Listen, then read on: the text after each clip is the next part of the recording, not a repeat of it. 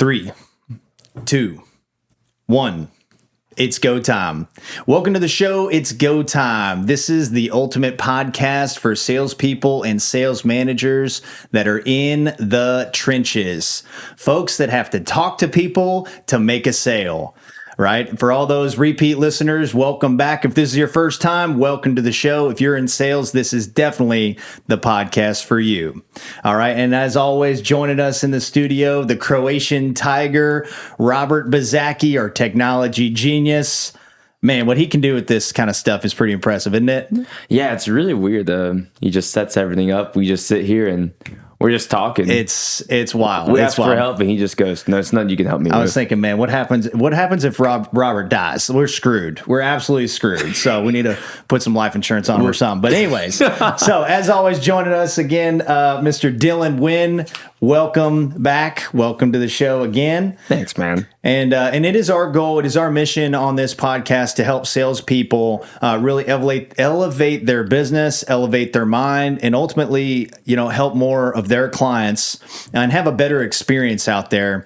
And then also increase our income to have a more prosperous experience in sales too, because we have both been in that zone multiple times, I'm sure. But that is our intention. Our intention is also to help 10,000 salespeople stack 100 grand in their account or net worth or cash or however you really want to define it. But that is to keep 100 grand cash, because something spiritual happens, at least from what I've experienced for myself and others as well. There's something spiritual that happens when we stack 100 grand, especially in sales. It shows that you have the discipline to not overspend what you're earning, that you have the intensity and urgency out in the field, that you're getting it done in a short amount of time, right? And then just something happens that where you're like, hey, if something comes up, I've got confidence that I can handle that, because on the way to 100 grand, like that ain't going to be smooth, right?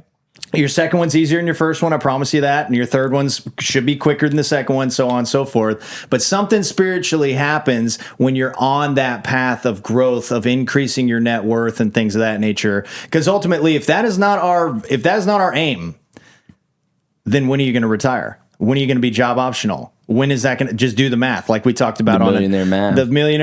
If somebody didn't grab me by the shoulders and say, look, man, it's time to get your money right.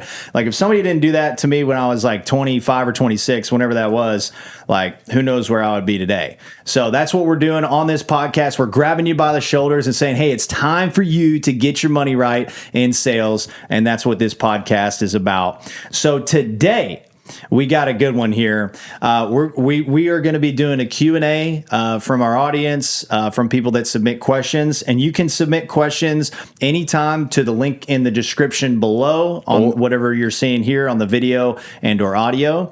And then we will get to the questions because oftentimes what we think is most personal is most universal. Is oftentimes most universal. That means what you're going through is probably not just unique to you. All right. That somebody else probably has that issue. Our coach Mike Chu says business is business is business. And that means we all go through, we have a lot more similarities than we care to admit. So shall we get into it? Let's do it. Awesome. So we got a few questions. We'll just go as long as we can here. And so the first question is in regards to team building. Okay, that's one of my favorite topic. One of the beautiful things about being in sales, and if you've ever played sports before, it's like a professional sports, but like in business, if that makes sense. Where you mentally, yeah, yep, and absolutely, you got to be taking care of your physical, at least in my opinion, and you do it with a team, which is awesome. So in regards to team building there, Dylan, we'll have you rip it first is, what do you feel is most effective when you're building a team? The most effective thing, it can't be hype. I feel like you have to have clarity in everything you're doing. So like what I mean by that is like when you're trying to be effective in your recruiting, you have to really know who you're targeting, who's your target audience, who's your avatar, and be very specific of what you're looking for. So like for me, I target people who already want more, who already have the ambition to do more. They're just looking for a vehicle, right? And yeah, when you're trying to convince someone to be successful, you won't survive. So have a lot of clarity of who you're bringing on, who you want, and revert that energy back to them. So they know what they're coming into. So you're not trying to sell some fantasy. You're actually telling them the cold, hard truth That's right. of what they're going to walk into, and to have clear expectations of what is expected out of them, what they can accomplish, what's the groundwork they're going to have to do for get from point A to point B, and how to prosper afterwards. Because so for me, I really look for people who don't have the broke mindset. We talked about it last time. It's having the scarcity mindset, like oh my goodness, I gotta make the sale. Or from this point, it's like, how can I just get my bills paid? Yep. And what's really elevated my recruiting, my team, is looking for the people who aren't looking just to pay their bills, who aren't just looking to buy a nice dinner once in a while, because I am too, but can't take that away. It's the people who want to have a prosperous life, who want to shoot for something more, who want to, for me, I want to be I never want to be in economy class ever again when I'm flying. I have to be in first class no matter what. That's my goal. Yeah. I think about all the time. It's like, you get those people who have a real vision, who has a real dream, because then you can figure out how ambitious they are, how far they want to go in life, and how fast do they want to do it. And you just got to be the person who can get them there as quick as possible. There you go. I love that. But you got to be really specific with who you're picking. Yeah. Right. I love this method. It's called Fire Fast. Oh, it's called Hire Slow, Fire Fast. Because if you're hiring slow, you're picking out the people to come here. You're making this team very hard to join, because what you have, what you're a part of, is the gold mine. So don't be very vulnerable with it. Should be precious. It should be precious. So don't let people just come in here and walk around, and then when I say fire fast, anything that's in your circle that's not good for you, kick them out. Analogy I like to say is, no matter how good your immune system is, if there's mold in your house, you will get sick. So you got to remove the mold. You got to get rid of that as quick as possible, and bring people that's going to nutrients your environment. Who are going to bring everything up, make things easier. Who's going to figure out things that will make life super easy, because life is hard enough. No point putting people who will make it harder into it. And I know, Pat, you've been doing this for a while. I know you. This is my 11th year. Yeah, 11th year. I know you've had to done this method once or twice. Absolutely. Yeah. We used to. I used to hire fast, and then keep people a really long time. Like not more than weeks, not more than months, like years. Right. In the hopes that they would catch it eventually, right? Because that was me, right? Because I took a while to catch on. And so, I was like, hey, if this person just remains consistent and persistent, we just keep setting them up with appointments, keep giving them leads, keep giving them everything I got. Eventually, they'll turn. And it's like, that actually almost never happened. And so that was a lesson I had to learn very early. So in what you're talking about is being very specific on who you want to bring onto your team. Always. Right? Because it's not about adding more people. It's about adding people who will operate better in your life. That's right. Yeah, absolutely. And isn't your culture worth it? Whatever team you're on, isn't your company worth it? Isn't your future worth it? Because let me tell you, what drains the most amount of time, energy, effort, and money from yourself and your teammates is hiring the wrong people, which can happen, but also keeping them too long too. Right. It's not fair for people. And it's not, man. I made that mistake several times. And it's not that these folks are bad people. We have hired some evil people before, and I didn't know it till a few months in. But yeah, it is about being very selective, right? And if they don't fit the culture, if they don't fit where you guys are going, well, then ultimately they're not going to be successful. It's not good for your team. And yes, you want to part ways with them as cleanly as possible, as quickly as you can. For me, I get really stressed really quick. I've noticed that about myself, especially going into sales. That's the reflection that's really kicked me in the ass there. But when I only have so much space, and if I give too much space to the wrong people, they're going to stress me out. They're going to lower my energy. They're going to drain me. And that takes away from the people who need it most, who will prosper in this, who will prosper in your ideas, who will be in line with what you're trying to do for them and for yourself. It's not fair. Yeah, I absolutely love that. So it's huge. Is who's your ideal candidate, right? Like, who do you want to go to war with, right? Notice how Dylan could just rip it off the top of his head, the type of person, right? Like, who do you want to be in business with? Because you're basically, it's a business. If you're in sales with them, if you're on their sales team, like essentially you're married to them in business for the most part. And you only got a few interviews to find out if they're the right person. With them in business. I mean, you are. I like that mindset. You are. And divorces are expensive, and they can be nasty, right? They can be nasty. So this is a pretty general question. It was from DJ, by the way. Thank you, DJ. Shout out DJ. Yeah. And long time listener since 2023 too. And I purposely did not get clarity on his question. So it's, what do you feel is the most effective when recruiting people? And I was like, I wanted to ask, hey, are you talking about what buckets to use, or are you talking about like what to look for, right, and how to do it? So so we're just going to go both ways, right? And we've already touched on a little bit of it, but I'd say the number one thing, and if you're trying to build your team or grow your team or grow your business, number one thing is you have to kick ass. Like if you want to know, what do I do first? Kick ass at where you're at. Like, dominate on where you're at. Water the grass where you're at, because the water is green where you water it. The grass not greener over there. So number one is kick ass where you're at. All the best leaders that I know were great producers at one point in time, right? Because A players follow other A players. There's this thing you told me about is if you could, like, someone you bring on, someone you train will do 80% of what you could do. Right? That's totally freaking awesome. It's totally awesome. But you have to be so far up there that their 80% is someone's like 1,000%. There you go. And if you suck, then they're definitely going to suck. Right. Yeah. And that can be everywhere. That could be coaching up your teammates. That could be your schedule. That could be, all that stuff. Right. It's like, look, man, I'll be honest. When Dylan joined our team, I was like, dude, I got to be dialed in, man. Right. And that's an indication you hired the right person. Maybe not at first, but then once you started getting it, I was like, oh, man, this guy's. I only asked good questions, awesome. But I didn't like to work. So, number one, I'd say you got to kick butt. You got to kick butt where you're at.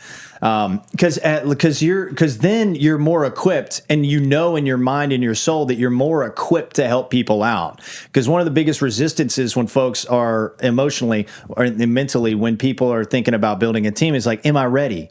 Can I do it? Can I train them? Can I support them? Can I? And so, like, to bury that thought process, go kick ass, right? Like, go be a top producer at wherever you're at. Be one of the top guys or the top guy on your team. Be one of the top guys or the top guy in your company, in your region, right? And then, go from there. So kick butt at where you're at, and that will help you push you into recruiting, right? Into hiring, into doing stuff like that. Because you got to learn, then you earn, then there will always be a return. So you got to return to everyone, and then that's how you'll grow your team faster. Come on. There you go. And as far as the different buckets we use, I've been on my search for a long time. The tried and true has been Indeed. Indeed's been tried and true, and now I call it a wide net. It is a wide net, and so we do job postings in different cities, and then also we do I forgot what they're called, like job fairs or career days or something. Career fairs through the Indeed app, right? And it's basically where a bunch of applicants apply on different time slots, and then you just jam your calendar full. So it's long days doing that. You talk to a lot of eclectic different people, but it's a wide net. It's a wide net, and it's very consistent if you remain consistent there. We've done career fairs. We're dialing in on that. Dylan's kind of working on what they call an attraction model. A lot of people do that. If you want to touch on that a little bit, if you want. Yeah. Me and Pat were just talking about this, is like, when you're looking for A players, they don't really look for the money. They look at your lifestyle. So for me, I'm not trying to be super flashy of what I'm doing, but I am showing off that I'm traveling, that I'm spending time with my team, that we are going to cool dinners. We are going race cart, whatever it's called. We're doing go-karting? Go-karting. All right. We're doing that like a couple weeks now. Thanks for the invite. We're playing today, so you can get the invite. Okay, Yeah, cool. you're coming. I'm just teasing. You're coming. Don't worry. Right. So you're showing off what you're doing. Yeah, exactly. I'm not. I do want to buy a really cool car one day, but that's not the point of it. That's actually for like fulfillment. It's not to show off, and I'm showing what you can do from doing this job, which is traveling, if that's your hobby, building a friendship, building really good, relationships here, and at the end of the day, helping people solve their problems. There you go. Yeah, and that also goes into kicking butt, because like, guess what? You can't get that 2026 4Runner that you got outside by not kicking butt. Right? Meaning getting a good income in sales and being consistent and persistent, everything we talk about on the podcast all the time. So that's an attraction model, showing what you're doing in your life, right? And Dylan's definitely not a showboat kind of guy, and there's a lot of out there. What'd they call them at the conference? The boys? It's like finance bros? The ballin' bros. That's it. Yeah. There's a lot of ballin' bros attitude out there. It's like, yeah, I'll make all this money. Look at all this. Like that's a different kind of vibe, right? It's more of like, hey man, I'm just living my life and here it is, right? I'm just documenting what I'm going through. There you go, man. And at the end of the day, like, I'm 35 now. So in 2008, Facebook was a very new thing. 2007. Holy, Facebook was a new thing? Yeah. And it was actually, I wasn't in college yet. It was a college thing. I'm sorry. Yeah, showing my age now. Yeah, these guys make me feel old. I always forget he's 35. Yeah, and so about to be 36. And so, but yeah, for me, it was a documentation. It's like, oh, cool, I forgot about these things. So, but anyways, the attraction model, that's one way to do it. We hired one of my favorite teammates, we hired from a restaurant. Right. My fiance and I got done with the yoga thing, and we just went to go eat somewhere, and he was our server, and he just, because we knew our avatar, we knew who we were looking for, and he came over and he started telling jokes about his first kiss. And I'm like, oh my God. And it was just hilarious. Right. The first interaction too. Yeah. Very first time. Right. And, but anyways, like I was like, okay, this guy sounds like our guy. And then, so we ended up hiring him there. So you can hire folks, just be on your search, be on your hunt. Like if you're trying to build a team, you are now a recruiter. Like that's the mentality you got to have. And so, our president, he's always talking to people all the time. Right. And he always embarrasses his family and stuff like that. As any dad does, I think. But yeah, so always be on your hunt, always be on your search. Cause you never know where this person's coming from. Unless you're looking for them. Unless you will find what you're looking for eventually. I forgot what the color theory was called, but basically if I told you to look around the room and look for the color red, you will start seeing red. Yes. All of a sudden. And that's how this recruiting thing works the same way. Exactly. You get what you're looking for. We won't go into it, but it's called the reticular activating system in our mind. Ed Milet talks about it all the time. We won't go into there. But whatever's important to you, right? Just like your car, you see your car on the road all the time. Right? Why? Because it's important to you. So if you can train your mind to look for the right type of person, then you're in good shape being a recruiter. So yes, who is your ideal candidate and where are they? Where are they? Right? Where does this person go? Right? And so for us, it's like, okay, they're probably at the gym, right? Yeah. In different places like that. So get your avatar. These are the different buckets that we talked about that we do. Now here's things that we've done that hasn't worked. But it's okay. We made t-shirts. Hey, I'm hiring. Right? Easy. I've made Facebook posts in the past, and I got ridiculed. So this is very important. When you go down this thing, you're going to get ridiculed most likely. I remember doing 2 or 3 Facebook posts. Hey, this is what I'm doing. I'm excited. And then like I had a couple of people that I knew and that I thought we were cool said like, oh yeah, it sounds like this, sounds like that. And then my energy went down the tubes and I froze and I stopped. People will always dislike if you're doing something untraditional. Yeah. But they also won't like it when you have untraditional success. It's so crazy how that works. Yeah, there you go. So don't listen to those people. Just ignore them. Be budget for resistance, right? And I wish I wouldn't have let those 2 comments, I remember exactly who they were and I remember exactly what they said, right? It stuck with me for a while. But yeah, so don't stop. And the other thing is I've talked to a lot of door-to-door guys that have come to our house to try to recruit them. Right, so why do I bring these up? The buckets that didn't work. We're gonna keep doing these things, but don't stop doing things just because they didn't work the few times. Okay, so who cares if it doesn't work? Now, going back in the overall question is what do you feel most effective is get creative on your own. Like, get creative. Like, if an idea pops up, try it for a long time. You know, start testing things out. So those have been the tried and true buckets and different buckets that we've tried that haven't worked, but that's okay. Just like keep moving forward. Here's the biggest mistake that I see people make is that we're not consistent here. We're not consistent in recruiting. We're not consistent in hiring. I've made that mistake whenever I feel like it, whenever I have time, blah, blah, They blah. make a judgment call without enough data. Yeah, there you go. Exactly. Right. Oh, yeah. Like, oh, I tried the recruiting thing. It didn't work out for me. Okay, great. What you're really saying is I didn't try it long enough. I didn't make adjustments. I didn't go to my mentors, right? And I didn't keep going. That's really what you're saying by saying, hey, I tried that thing and it didn't work out for me. It's like, okay, did you talk to 1,000 people about your business?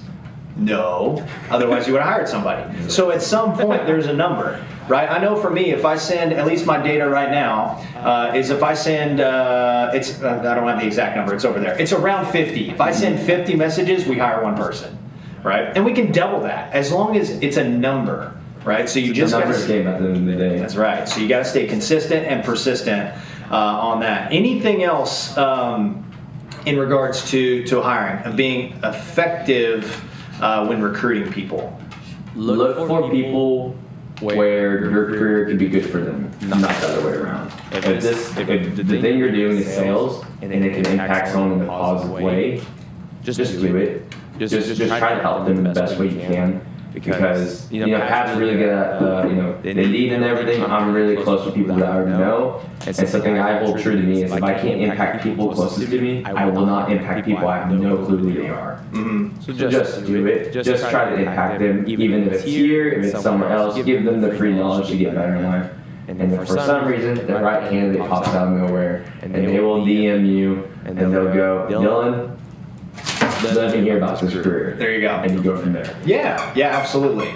And the last thing I'll say on that, I agree 100%. The last thing is don't try to put a triangle in a square peg, right? Meaning if somebody is not the little kids game, triangle in a square, trying to jam it in there, it's like you're going to want to do that, right? Especially if it's early on in your career and you're hiring for the first time. You're going to you're going to see only the positives in somebody, and you're going to try to want to push them, like make sense of it in your mind of why this person makes sense. Look, man, what do we say? If it's not a hell yes, it's a hell no. It's a hell no. So please, you're going to save yourself so much time, so much energy to be selective money. So I'd rather just keep talking to people and wait for the right person than try to hit a random quota either that I've made in my mind, or maybe you're in a recruiting business and like you have quotas that you need to hit. Right? And like that's okay. Just get the rep volume up, get your reps up, right? And that'll guarantee that you'll hit your number if you have a quota you got to hit. Just don't settle. Don't settle. Yeah, absolutely. So and that's so sneaky. It's so sneaky. You won't even know you're doing it. I talked to a teammate. He's like, man, dude, I really wish you would have worked out. I'm like, bro, how many times has he blown you off? 4 times now? I said I would have cut him off at 1 or 2. Like it doesn't matter. Like. Virtually anything.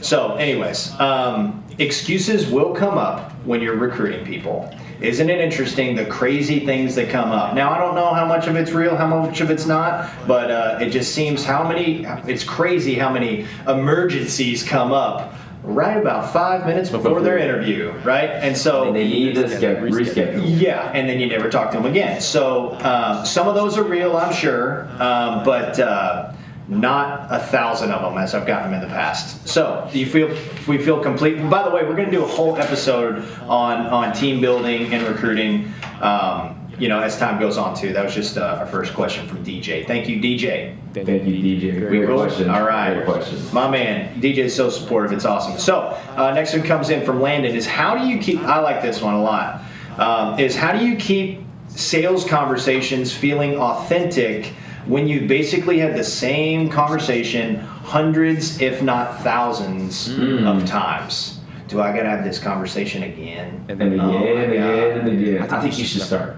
Mine's really short. Absolutely. Well, I have a short answer. Yeah. So when I was speaking at 8%, I had a whole slide on this one, and it's falling in. You got to fall in love with the monotony. You got to fall in love with the monotony, because if you don't set your sales to falling in love with the monotony of having very similar, it's not the same conversations, very similar conversations. Be careful with the language we use. We talk the same, very similar conversations over and over and over again. So fall in love with it. Don't try to pick it apart. Right? Because what are we doing? We're trying to pick it apart. We're saying what's wrong with it. Oh my God, I have to say the same conversation with over and over and over. Yes. Seeing the glass half empty. That's right, man. Absolutely. So what is cool about this? So fall in love with the monotony, number one. Is you got to fall in love with, because that's where folks that fall in love with the monotony, that's where the impact's at, that's where the money's at, that's where the confidence is at, right? That's where the expertise comes in, right? Or is built, right? Like the 3-point line on a basketball, like that's the same shot, right? It's probably really boring. It's Steph Curry now. Absolutely, and until he makes it, right? Until he's, and so what is he looking at? He's trying to become efficient. So look for efficiencies by dialing in your process and your pitches, right? So, oh my God, I'm having the same conversation over and over and over again. Yes, that's because you're having the same conversation over and over and over again. That's good. You're not trying to get better. Right, so where can we? The same script? Yeah. Oh, yeah. You do want to be using the very same script over and over and over again if it works, right? Then you get better. Then you get better, right? Absolutely. And so you want to be dialing in your pitches. You want to be dialing in your processes, right? That way you stay improving.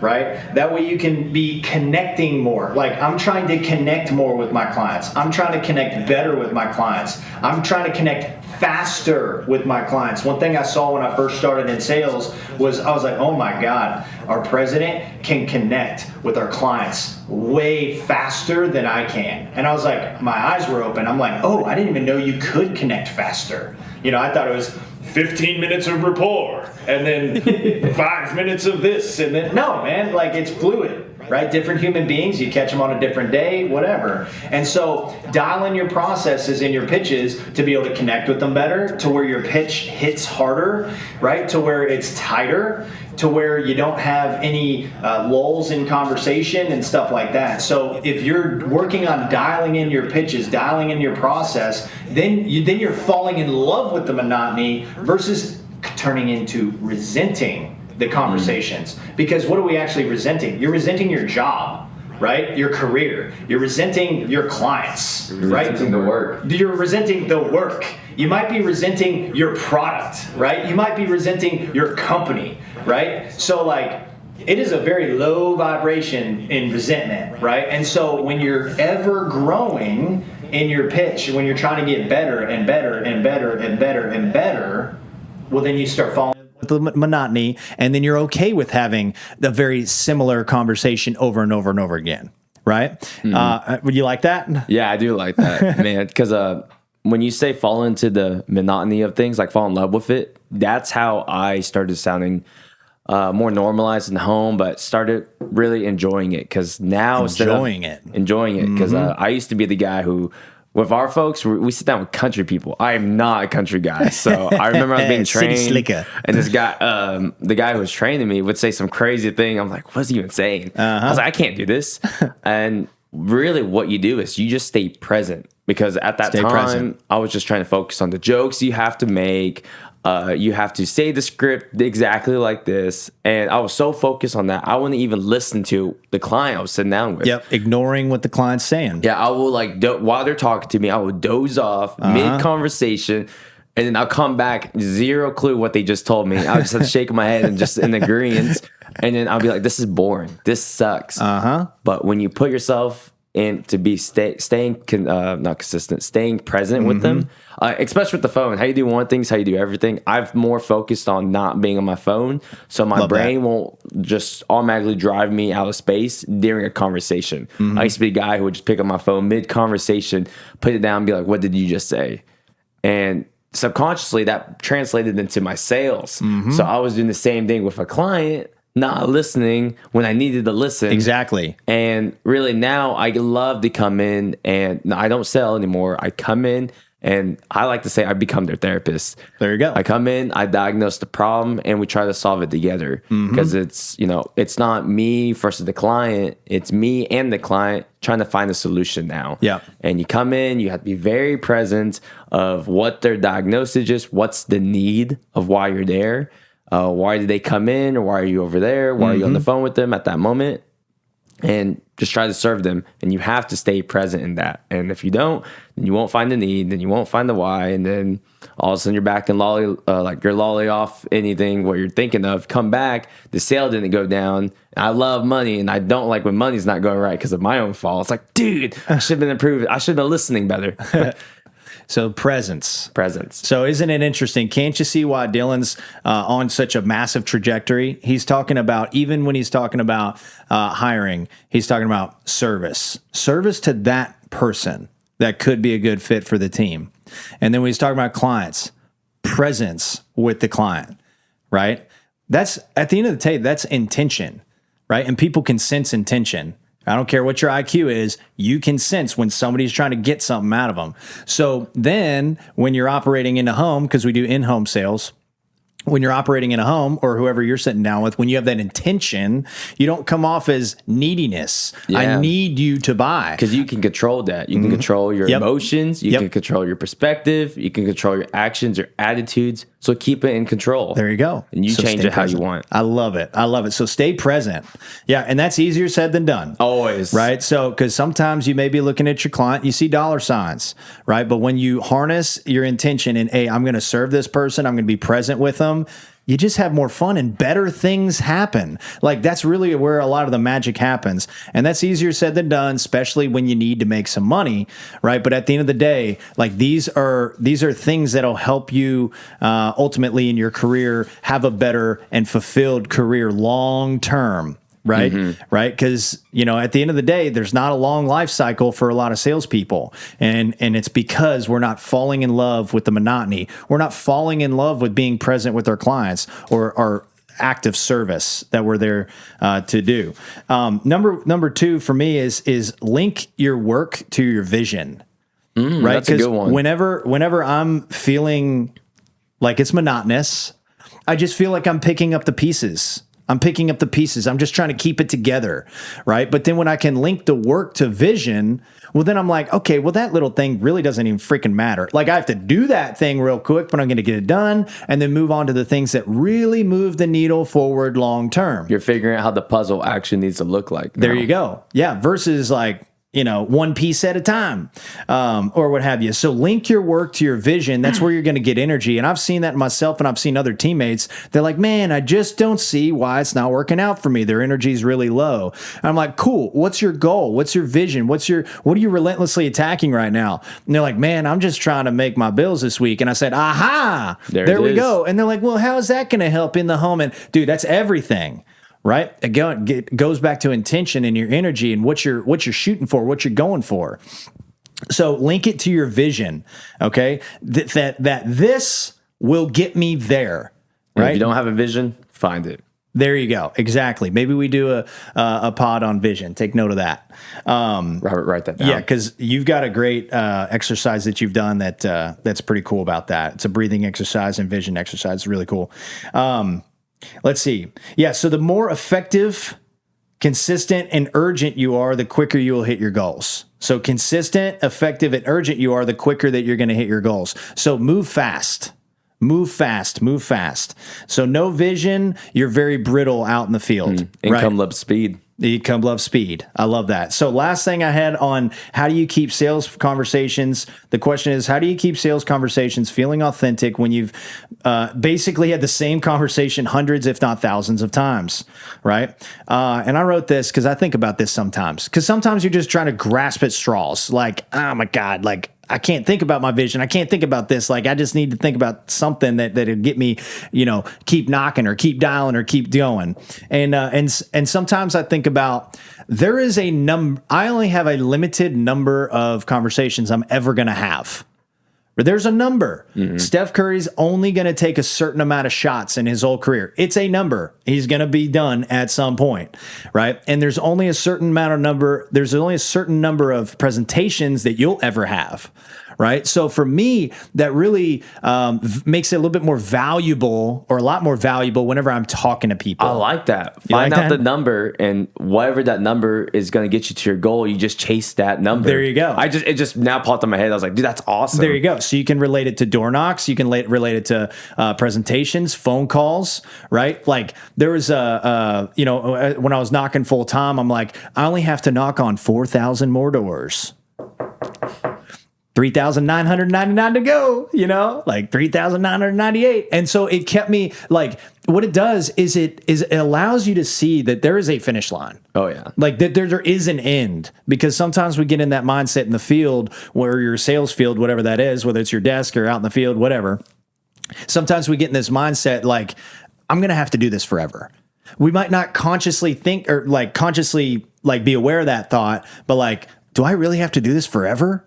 Right. And that's because we don't have a vision, right? This is not going to get me there. Yeah. Right. That's what that thought means. It's like, you're not linking your work to your vision. Right. And you're also thinking like, hey man, if I just keep doing this, then I'm going to have to keep doing this. And then you procrastinate on everything you Absolutely. have to do. Yeah. Because there's me and a teammate, we love this saying. It's, if you're only 30 failures away, how fast would you fail? Absolutely. And that brings up your urgency. That brings up the decision making. That brings up your work ethic. Yep. And that pushes you so much quicker. It's like, okay, if I'm 29 failures away, how many more lessons do I got to do? For sure. And you just keep pushing, going. Like if So you put a think number about on it. put a number. Hey, okay, cool. For a great year, I need to get hung up on 892 times. Okay, great. Like for a great year, I need to get door killed. We call it door killed in our business, where somebody shuts the door in your face. I need to get door killed 150 times, 150 times this year, and I'm good. Right? That's it. Right? Great. I got door killed 3 times a day. 1.5% there, or whatever the number is, right? So it is a The number. odds go down too. There That's you- what I think. If I there get you door killed, go. it's like, okay, the odds of me going to the next house is go skyrocketing. Exactly. And if I get door killed again, it's like, dude, the third door, I'm getting in There you most go. definitely. There you go. And then you get door killed. Okay, now I have to get in. So eventually you're right. So that really keeps me sane sometimes, is just know that it's a number, know that it's a number, know that it's a number. Like you only have to do this a certain amount of times.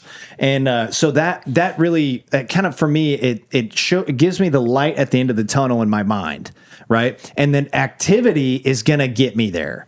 So forever who needed to hear that, there you go. All right. So we're going to move to our next question here by Jordan Weir. Think he pronounces it Wire. What is the one trait that all salespeople must have to be successful? From my studies, I've seen the one trait people have is emotional endurance. Emotional endurance. What does that mean to you? To me, I have a very low emotional composure. So my spikes are crazy. Like my brain loves to jump in everything. But what brings me back home and brings me back ground is that everyone faces adversity. Everyone's going to get a deal that didn't go their way when it should have went their way. Everyone's going to get the phone hanged up on them. Yep. Everyone's going to get the door slammed on them. Someone's going to walk away from the deal. And what I've realized is that it happens to everyone. You're not special. Everyone's going to go through the same stuff you're going through. Yep. So take that thought out of your head immediately. It's like, it's not all happening just to me. Yeah. It happens to everyone. But what Welcome I found to the club. Welcome to the club. And then what I found is that the winners are not smarter than us. I'm not smarter than anyone else. No one's smarter than me. But they're the ones who regulate best under pressure. So the biggest thing is, if you control your emotions, you will control your income. So stay regulated, stay deep well under like how pressure just kind of for me, pressure really crushes me. That's why I stress so much. But if I regulate under that pressure and I just regulate my emotions, my income will become controllable. So how do you do that? Okay. So let's just breathing exercise. Funny enough, you actually introduced me to that. And I thought breathing exercises, imagining like for being a visionary person, I thought that stuff was stupid. Yeah, I was like, of that's course. for I was a kid who wanted. I breathe every day. I what breathe the hell? every day. Yeah, like what are you talking about? I used to imagine myself like I'll be playing basketball. I was like 6th grade, imagining myself being in the NBA. So you come into your career, they ask you to do the same. You're like, dude, that's child stuff. Yeah. But it's real. It holds you to your vision. It makes you really understand of why what I'm doing now is important.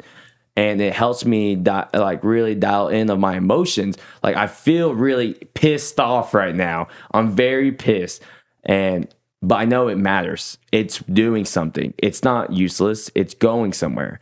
And just doing those vision exercises, okay, there's a number to it. I only got X, Y, and Z number to go. And when you breathe, I don't know how you describe it, but it's like the breathing exercise, like what it does to your body. But it helps me really become very grounded of what's happening and what I can control. I can't control if someone slams the door in my face because I talk too much, but I can go in my car and I can control my attitude. Yep. I can control my breathing. Yep. I can control my perspective. Yes. So let me control my breathing and everything else becomes more in my control. Ooh, boy. Yeah. I love that. I love that. Here's a quick thing for you for breathing. We're in an age of distraction.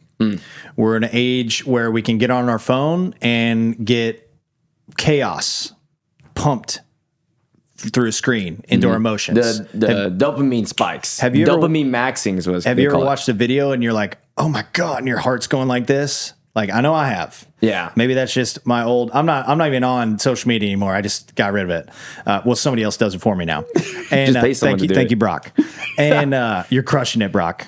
And so we get a lot of stimulation, right? Good and bad. And we don't take a lot of time to genuinely calm our nervous system. Now, I'm just a student in this game, but in general, you want to inhale through your nose at a 3 or 4 count, and you just exhale like through a straw, just longer than you took your inhale. That's it. Just make sure your exhale is longer than your inhale. I do that at the end of all of my cardio workouts now. It's great. Because when I finish settles you. cardio, it used to make me feel so exhausted. But now it's like, I want to feel refreshed. And then I just spend 2 minutes then instead of running, I just walk and I just focus on my breathing. I open my eyes and you're like, dude, everything seems so vibrant. And you feel refreshed. So just do it. It's cool. Yeah, absolutely. And it's not like, for me, sometimes I don't feel like I can't put my finger on it, be like, there it is. That I feel that. So it's just a practice. So just continue to work that in.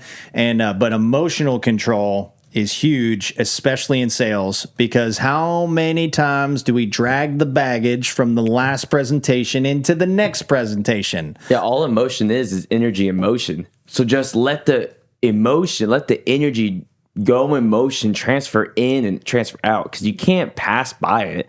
It's you're going to feel it. There's no secret to not feel it, but the secret is to how fast can I feel this emotion and how fast can I release it? There you go. So I love that. So emotional control. If one trait that all sales people must have to be successful, I agree. Emotional control, right? And here's the thing as well. This is a learned, and this is something that you can learn as time goes on, right? Because I remember the first door kill I got, it was destructive to my soul, right? Now it doesn't matter anymore. So you do get calloused to these things, and you do get better and better and better as time gets on. You become more aware of it for sure. Yeah. So get your reps in, right? And know that you're getting better, even though you got door killed or you got hung up on or it didn't go down or they got declined or, they canceled on you, or you're about to show up and then they said, hey, you know what? Things have changed. I can't come. You get stood up and stood up and stood up. Dude, don't worry about it. You get calloused to those adversities happening. Just keep going. Good. Keep going. Mine's consistency. The one trait that all salespeople must have to be successful is consistency, right? Some sales positions I know are really rigid with your hours. Okay, good. You have to show up consistently or else you get written up. But I know a lot of sales positions, there's a lot of flexibility, right? And it's our job to be consistent in our schedule, right? I forgot what episode it is, but I think it's Dominate Your Feelings by Dominate Your Schedule, something like that. It was 2-3 years ago, so I forgot. Sorry about the reference. It's one of the episodes. Listen to them all and tell me which one. Moody but knows. It's consistency. Yeah, let me know, Moody. Consistency. Yeah. And that's that's something you can develop. I remember my first coach, shout out Tyler Chesser. My first coach, he was talking about consistency. I'm like, man, I'm not consistent. I'm not. And I validated my belief about myself. So you might be thinking you're not consistent, but don't validate these beliefs. It's not real. Who told you that? And shame on you for believing it, right? So I was like, yep, in basketball, I'm inconsistent. In this, I'm inconsistent. In this, He's like, dude, but have you worked on your consistency? And I'm like, what do you mean worked? I thought it was just is what it is. That's who I am. He's like, you're programmed. He's like, hell no. Just born with it. That's right. So, and then now I'm looking back, I'm like, holy crap, I'm way more consistent. I'm infinitely more consistent now.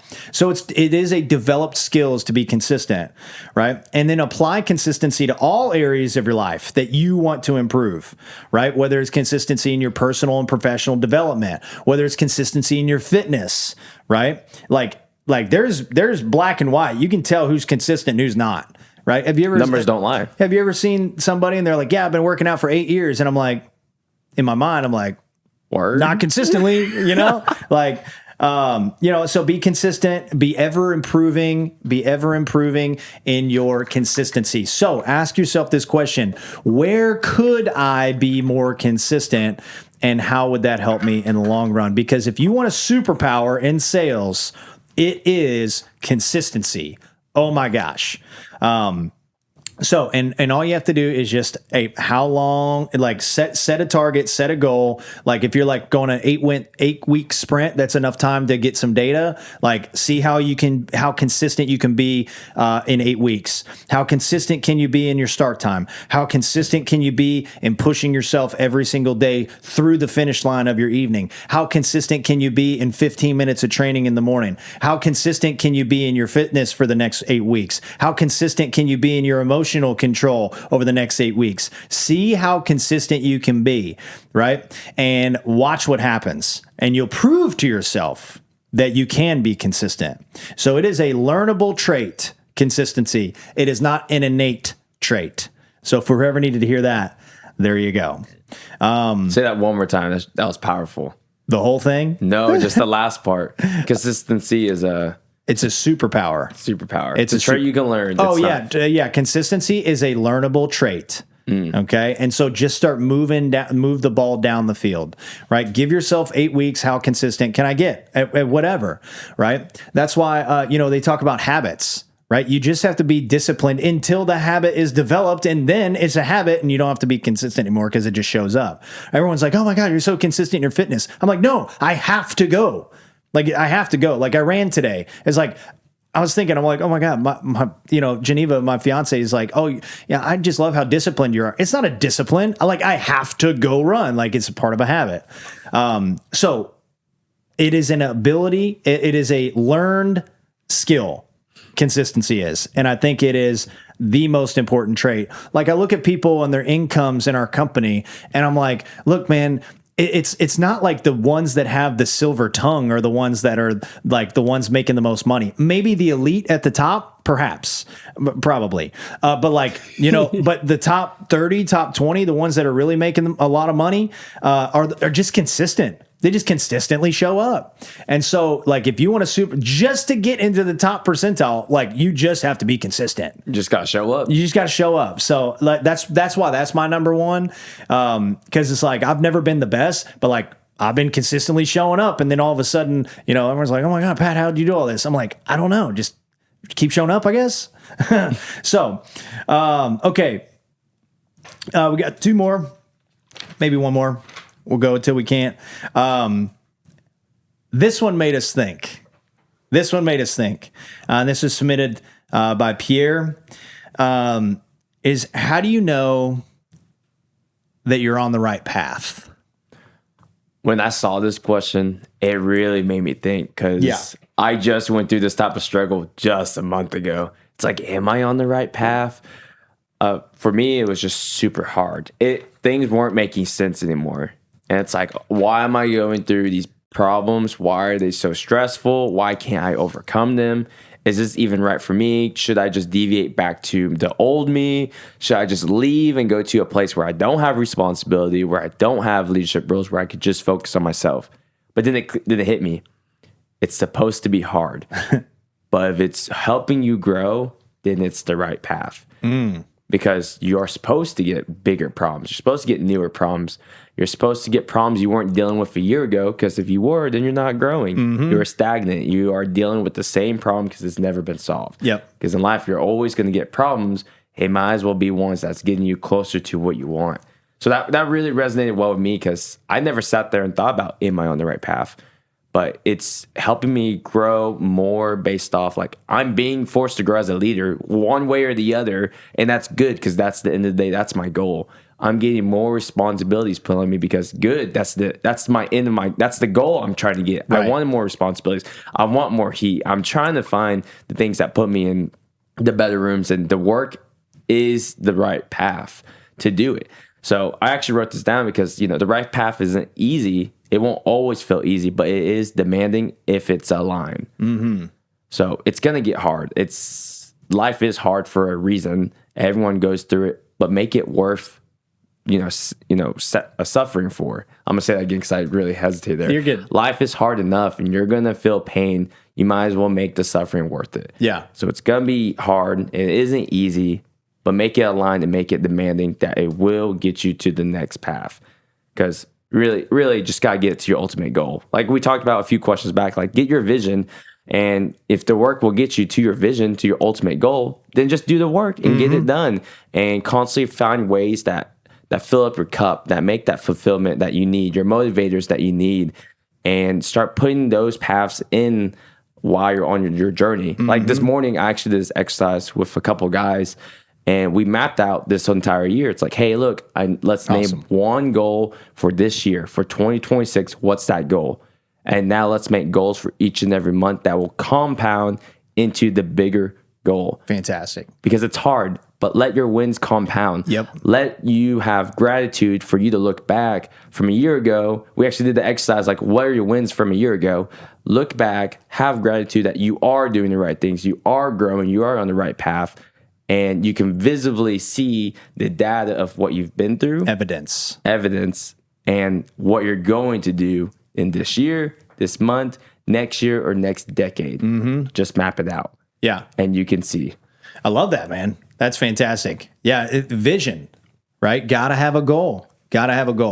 Yeah. No goal, no vision. You're not going to have juice. You're not going to have sustainable juice. You're not going to have sustainable energy that is required for us to continue to remain consistent and persistent, to have emotional control, right? Because like our emotional control can be very brittle if we don't have a vision, right? It's like, all right, I hope this person buys. You knock on their door, they're like, not interested. Boom, and shut the door. Emotional skyrockets. I am a failure. It's like, dude, it's part of the path. So one agent gets door killed, thinks they're a failure, and another agent gets door killed and is like, this is part of my path. Same agent, same situation, or two different agents, same situation, two completely different perspectives. Isn't that interesting? And they will get two different results. Absolutely. In the short term. And the long term. And especially the long term. Oh my gosh. That's awesome. Yeah. So that was my number one, is you got to have a goal. Like, and all you have to do is measure it and find out, right? Measure the wins from the previous year and things like that. One thing you said, I forgot what you said just a second ago. I lost my train of thought. It was something about, you never even thought about if you were on the right path. I never thought about it. Now, are you talking like consciously? I never had to ask myself that. I had to ask myself if I was ready for the heat. If this was actually worth it. Because I felt like I was going backwards a month ago. Oh, like anybody else feel like that in sales? That happens. Yeah, it felt like my team was crumbling. Yep. All the skeletons in the closet finally came out. Couldn't write business. Everybody's getting declined. Everyone's getting declined. We got snowed in. People's cars were messing up. Car trouble. Oh, man. And everyone's problem felt like my problem. Oh, yeah. And then I had my problems to worry about, too. Oh, yeah. So I was like, am I on the right path? was like, dude, I'm getting crushed. Everything I just worked for is reverting back to what I basically felt like Dylan 2025 January. I was like, dude, this sucks. Dude, I worked too hard for this just to convert back. And for me, it was like, I did ask that a lot. I'm very jumpy because I'm very emotional. But what really brings me back is like the vision. My vision is to influence others and help others grow. And we went to the conference just a couple weeks ago. We had a sales conference, and I got to talk on stage. I won an award. He crushed it. Rookie of the year. Oh, thanks, man. But right after I got off stage, and dude, about like 10 people came up to me. Never met them in my life. They're like, I love when you speak. And this one guy, I forgot his name. He's awesome. First guy, like I truly remembered. I got downstage and he shook my hands like, Dylan, you have no clue who I am. But when I joined this business, you were the first meeting I ever jumped on. And I love the way you speak. And it's awesome. How you spoke on stage is amazing. I know you probably won't remember me. He said that to me. I was like, dude, this sucks. I was like, I'm going to remember you. I don't. We'll find him. We'll find him. But dude, you're awesome. And that really, dude, and that was the time I was struggling mentally. Like, is this the right path? Should I just go to another sales job where I can just focus on my own and not focus on the team? And then I forgot my own vision. My vision is to worry about people's problems, is to influence other people, is to make them successful. Oh, I am on the right path. So that's why I really like this question, because it is hard. Dude, it's mentally, physically, everything about it is hard, but it was growing me. So then it really solidified that I am on the right path. Yeah, it can be very sneaky as well, because we make this perception that like, oh, okay, because I'm in the heat, I'm feeling the pressure, feels like nothing's going my way, getting a bunch of declines, maybe some cancellations, maybe the weather, maybe it's the car, maybe something going on at home, maybe something else going on in the business. And it seems to go when it rains, it pours, and then, oh my God, so I must not be on the right path. Yeah, it's like you're shooting for like a good 2 minutes. You missed every single shot. But then you look at the scoreboard. I can't shoot anymore. Yeah, I forgot how to shoot. But you're shooting. I don't think I could score another point. Dude, I need to quit shooting. Like, I suck. But it's the fourth quarter. You look at the scoreboard. You realize you're 90% from the field. Wow. Isn't that ironic? Yeah. You just got to look at the vision. You got to look at the data. You got to look at the proof. Come on. Am I on the right path? That's right. And that will answer it all for you. For me, it did. Yeah. I love that. So goal, vision, right? And for me, it's 1A, and it's what is the right path? I think it was Bob Proctor. He said, God made only one of you. So what is the right path for you? Like, is it like it's your path?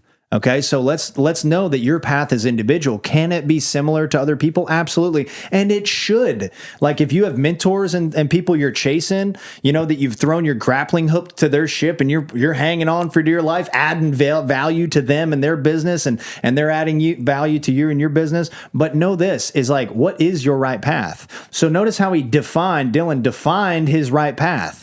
His right path is where he grows, where he's pushed, where he's pressurized, right? But he knows consciously that, hey, I'm growing. So that's part of his path. Your path is always the right path. So have faith, trust yourself, and just do what you think is best. There you go. And just keep, like, it's okay. Like, what does Bob Proctor say? He said, failure's part of the game. Right. And so just because it seems like things might be crumbling all around you, which they will, and guess what? They will again. That is your path. That is your path, but you're going to be more equipped for it, Dylan, whenever that comes up, right? And then it's just going to be different problems. You know what Grant Cardone says is the first indication that you're going 10x, meaning that you're growing in a big way, is that you'll have new problems. Shout out GC. Get the 10X rule if you haven't gotten that book before, because we're in the age of comparison, right? Like, what is the right path for you? There's only one of you. And we're in the age of comparison. And so we're like, oh my God, because I'm the same age as Alex Hermosi. Did you know that? No, I did not know that. Sucks to think about sometimes, right? Dude just sold $100 million books or whatever. He's crushing it. I'm like, dude, what am I doing? World record. I bought that book. But then you got to catch it and be like, wait a minute, that's his path. I'm on my path, baby. And so be careful about the comparison piece. Hey man, I talk to so many guys that are in their 20s that are like, oh my God, I think I should have it figured out by now. Says who, dude? Like, figure what out? When you get it all figured out is the end date on your tombstone. And you still won't have it figured out then. So who gives a rat's patoot? Okay. So be careful on the comparison part when you're talking about the right path. Okay. Who told you that, and shame on you for believing it. I love that. I may have made that up. All right. So I've been saying it a while. So yeah, who told you that, and shame on you for believing it. Right. I'm not trademarking it or whatever, but somebody said it. It's valuable. Take it and use it. The last thing I'd say is, how do I know I'm on the right path? And we'll take this thing for landing, right? Is my today, is my week, is my month, is it moving the needle forward? Right. And so that's kind of how I define my path, right? Am I on the right path? Is it moving the needle forward? Right. And we made some adjustments in our business to where I'm not producing, full time anymore. Right. And that was my path for 9 years of grabbing leads and going and just pounding it. And so it's been tough to do the delayed gratification, working on the business instead of in the business, right? And so this is how I'm defining my path now is my today, did I move the needle forward today, right? And I'm talking 7 days a week, right? I'm not going 12 hours a day, 7 days a week. That's all I'm saying. But am I moving the needle forward in my fitness, in my mental? Am I picking up a book? Am I talking to a teammate? Am I engaging in better relationships? Is this moving me forward? So, and that's just for me, because at that point, I know that I'm moving down the field, that I'm moving forward, right? Now, it may not look like it, right?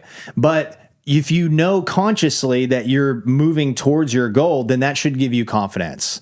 And by definition, according to Earl Nightingale, success is the progressive realization of a worthy ideal. And what that means is if you're moving towards your worthy goal, then by definition, you're successful. And if you're losing, you are also still getting closer. Exactly. Yeah. Right. Alex Hermosi said he's like, if you're losing, that's you will lose until you learn.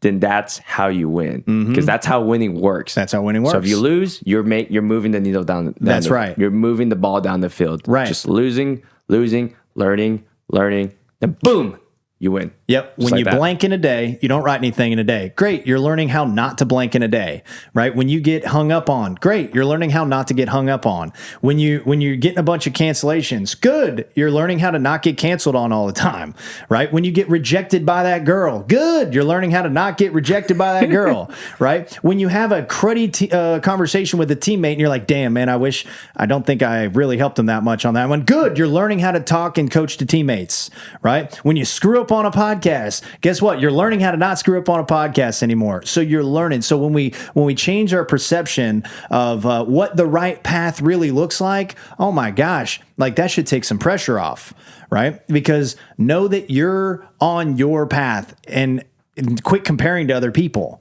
right? Which is easier said than done. Always. Right? It probably happened to me 72 times today, right? But you got to catch that thought real quick. You got to give yourself grace for failing. Absolutely. And it's part of the game. Part of the game. It's part of the path. That's part of your path. That's right. That's part of your path. The last thing I'd say is if you're on the right path, just ask your mentor. Ask your mentor, ask your coach, ask your leader. Call in here, submit your questions here to It's Go Time. We'd be happy to help you. So again, we'll have show notes for more Q&A podcasts coming down the line. If you can just submit your questions and some context into that form, that'd be great.